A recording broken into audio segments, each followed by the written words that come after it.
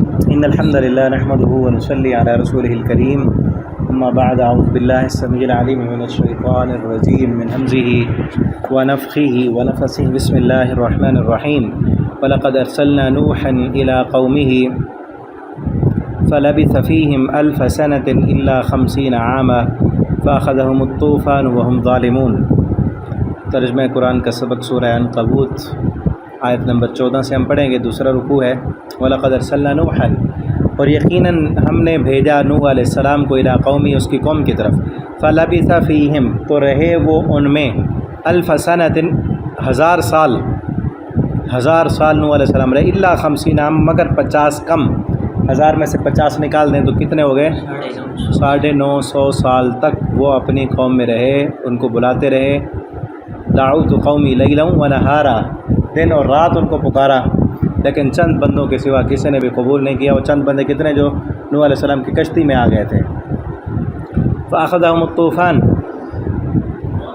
پھر پکڑا انہیں طوفان نے، وہم ظالمون، اس حال میں کہ وہ ظلم کرنے والے تھے۔ وہ بندے ان کو جو ایمان لائے تھے کشتی میں بٹھایا، اور پھر طوفان آیا۔ فانجینا، ہم نے نجات دی ان کو، واصحاب السفینہ، اور کشتی والوں کو، وجعلناہا، اور ہم نے بنایا اسے، آیۃ للعالمین، نشانی جہان والوں کے لیے۔ اس کشتی کو نشانی بنایا۔ آج بھی کچھ دریافت ہوئے ہیں اس کشتی کے تختے جودی پہاڑ پر۔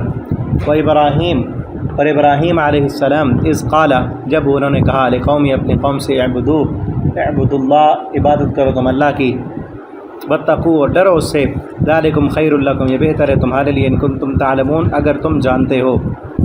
انما تعبدون من دون اللہ، بے شک تعبدون، صرف تم عبادت کرتے ہو اللہ کے علاوہ، اوثاناً، بتوں کی، اللہ کے علاوہ جن کی عبادت کرتے ہو بتوں کی، وتخلقون افکا، اور تم نے بنا لیا ہے، گھڑ لیا ہے جھوٹ۔ ان الذین تعبدون من دون اللہ، بے شک وہ لوگ جو عبادت کرتے ہیں اللہ کے سوا، لا یملکون لکم رزقا، نہیں ہے وہ مالک تمہارے لیے کسی رزق کے، فابتغوا عند اللہ رزق، تم تلاش کرو اللہ کے پاس اپنا رزق، واعبدوا، اور اسی کی عبادت کرو، واشکروا لہ، اور اسی کا شکر ادا کرو، والیہ ترجعون، اور اسی کی طرف تم سب لوٹائے جاؤ گے۔ وَإِن تُكَذِّبُوكَ، اور اگر وہ جھٹلا دیں آپ کو، فقد کذب، تو یقیناً جھٹلائی گئیں، کئی امتیں، من قبلکم، تم سے پہلے، وما علی الرسول، اور نہیں ہے رسول کے ذمہ، الا البلاغ المبین، مگر پہنچا دینا واضح۔ رسول کی ذمہ داری پہنچا دینا ہے، اگر کوئی نہیں مانے گا تو اس کا گناہ آپ پر نہیں ہوگا۔ وہ جھٹلا رہے ہیں تو جھٹلانے دو، آپ ان کا غم نہ کریں، آپ اپنی ذمہ داری پوری کریں۔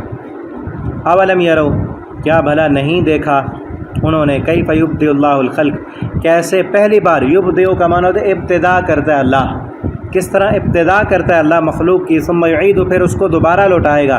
ان ذالک علی اللہ یسیر، بے شک یہ اللہ پر بہت آسان ہے۔ قل، کہہ دیجیے، سیروا فی الارض، چلو پھرو تم زمین میں، فانظروا، دیکھو تم، کیف بدأ الخلق، کس طرح پیدا کیا اللہ نے مخلوق کو، ثم اللہ ینشئ النشأۃ الآخرہ، پھر اللہ پیدا کرے گا اس کو پیدا کرنا دوسری بار۔ ان اللہ علی کل شیء قدیر، بے شک اللہ تعالی ہر چیز پر قادر ہیں۔ یعذب من یشاء، جسے چاہیں وہ عذاب دیں،